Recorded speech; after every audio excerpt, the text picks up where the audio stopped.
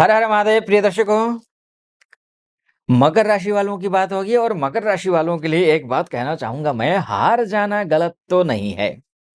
हार जाना गलत नहीं है, लेकिन हार मान लेना गलत है। क्योंकि पूर्ण विराम केवल अंत ही नहीं, एक नए वाक्य की शुरुआत भी है।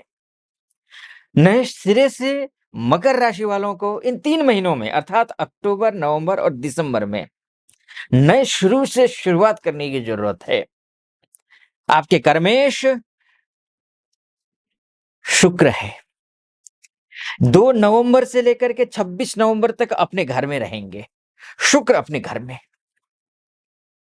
यानी कि जो भी कर्म करेंगे उसका पूर्ण फल आपको मिलेगा और काम करने में मन भी लगेगा। बॉस के साथ में रिश्ते अच्छे हो जाएंगे। सभी विषयों पर चर्चा करेंगे। देखिए अब इसमें बिजनेस को लेकर के चर्चा होगी, आपको जॉब को लेकर के चर्चा होगी, आपके फाइनेंस को लेकर के चर्चा होगी, आपके निजी जीवन को लेकर के चर्चा करूंगा मैं। चर्चा मैं करूंगा आपके वैवाहिक जीवन को लेकर के भी, आपके बिजनेस को लेकर, बिजनेस पार्टनर को लेकर के भी बात करूंगा, स्वास्थ्य को लेकर के भी बात करूंगा। लेकिन सबसे पहले बात तो कर लेते हैं अभी कर्मेश की बात ना करके स्वास्थ्य की बात कर लेते हैं। क्योंकि प्रथम सुख निरोगी काया, पहला सुख तो होता है स्वस्थ शरीर। स्वस्थ शरीर के दृष्टिकोण से देखो, आपकी राशि मकर राशि के स्वामी के स्वामी, मकर राशि के जो स्वामी बनते हैं वो शनिदेव हैं। शनि उत्तरा भाद्रपदा नक्षत्र में है, जो कि अपना स्वयं का नक्षत्र है। स्वयं के नक्षत्र में जब होंगे तो फिर किस बात का डर। अपने ही नक्षत्र में अच्छा ही करेंगे। स्वास्थ्य के दृष्टिकोण से कहीं कोई खराबी दिखाई नहीं दे रहा है। मंगल भी अच्छी स्थिति में, शुक्र भी अच्छी स्थिति में, गुरु भी अच्छी स्थिति में है, तो स्वास्थ्य को लेकर के चिंता करने की जरूरत आपको नहीं है। तो बात है, अब आते हैं करते हैं आपके नौकरी की। नौकरी के लिए देखिए, मैं ये नहीं बोलूंगा, ये मैं बोलूंगा देखिए, नवंबर शानदार है आपके लिए, लेकिन अक्टूबर में नौकरी में ध्यान रखिए। अक्टूबर बहुत अच्छा, खराब भी नहीं बोलूंगा, लेकिन बहुत अच्छा तो कतई नहीं है। अगर आपकी नौकरी अगर तलवार की धार पर है तो खतरा है। आप 2 नवंबर तक अपनी नौकरी को बचाकर रखिए, सावधानी पूर्वक चलिए। निश्चित रूप से खराब होगा ऐसा मैं नहीं बोलूंगा, लेकिन ऑलरेडी खराब है तो उसमें बहुत सुधार की गुंजाइश नहीं है। नौकरी नहीं लगी है तो फिर बहुत ज्यादा निराश भी मत होइए, क्योंकि जो शुक्र है यानी कि आपकी नौकरी के, मान के, सम्मान के, पद के, यश के, प्रतिष्ठा के, आपकी इंटरव्यू इत्यादि के, आपके वैभव के, समृद्धि के ग्रह जो है वो शुक्र है। शुक्र नीच के रहेंगे 2 नवंबर तक। लेकिन नीच के रहेंगे भी तो रहेंगे क्या, वो भाग्यस्थ होकर के नीच के रहेंगे। भाग्यस्थ होकर के नीच का होना खराब होने के बावजूद उतना खराब नहीं है, उतना खराब नहीं है। लेकिन ध्यान रखिएगा, शुक्र की उपासना आपको करनी पड़ेगी।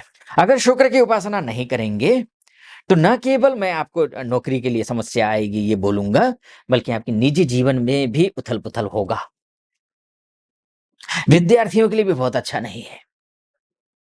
आपका भाग्य भी पूर्णतः समर्थन नहीं करेगा, क्योंकि उसी दौरान भाग्य जो बुध है आपका वो वक्री होंगे 19 दिन के लिए नवंबर में। 10 नवंबर से लेकर के 29 नवंबर तक वक्री होंगे।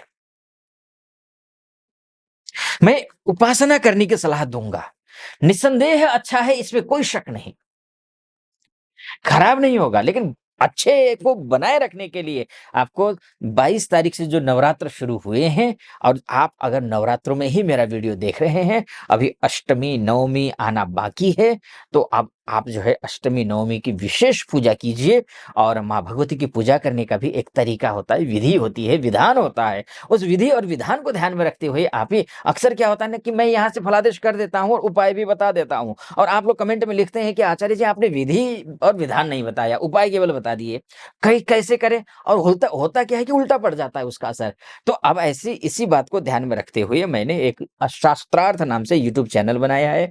आप डिस्क्रिप्शन में जाइए, उसका लिंक आपको मिल जाएगा और उसको क्लिक कीजिए। नया चैनल है, ज्यादा वीडियोज नहीं है, 6-7 वीडियो हैं, और 6-7 वीडियो को आप जो है उसको देखिए अभी, और रोज मैं अपलोड करता जाऊंगा, तो आपको अनेक प्रकार के नए नए विधि और विधान उपाय वाले वीडियोज मिलेंगे। आपका जीवन सफल होगा।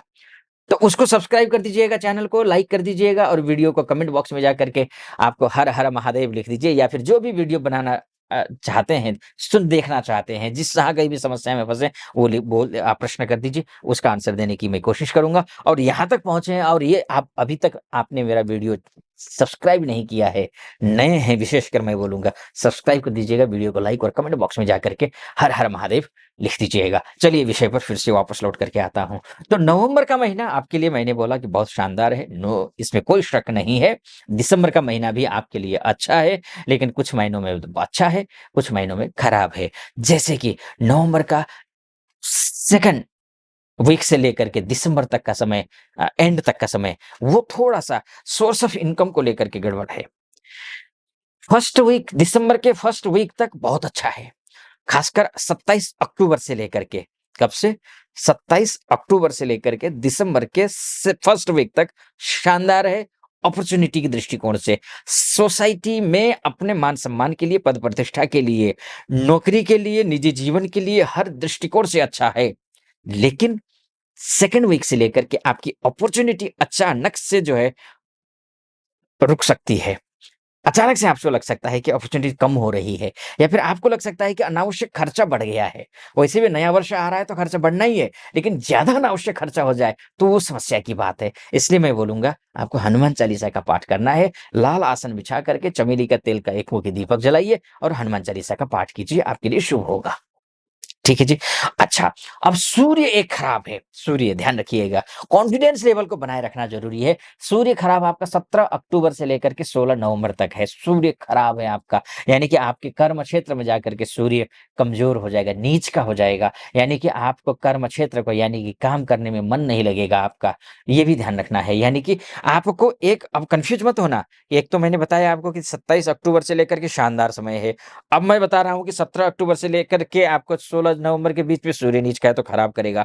खराब कहने का तात्पर्य ये है कि आपका कॉन्फिडेंस लेवल को डाउन करेगा। अगर कॉन्फिडेंस लेवल डाउन होने दिया आपने, तो आगे ग्रोथ कैसे करेंगे?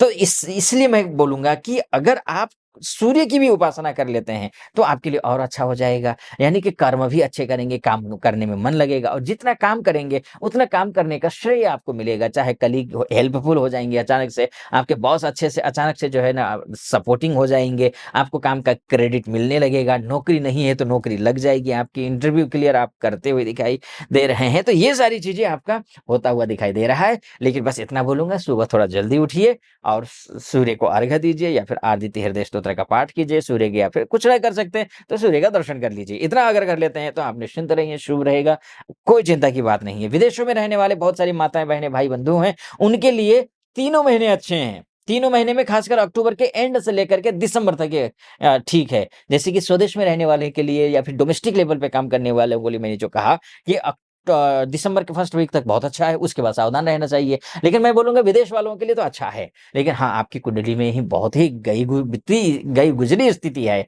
यानी कि ग्रहों की स्थिति वाक़ई में बहुत ही खराब है।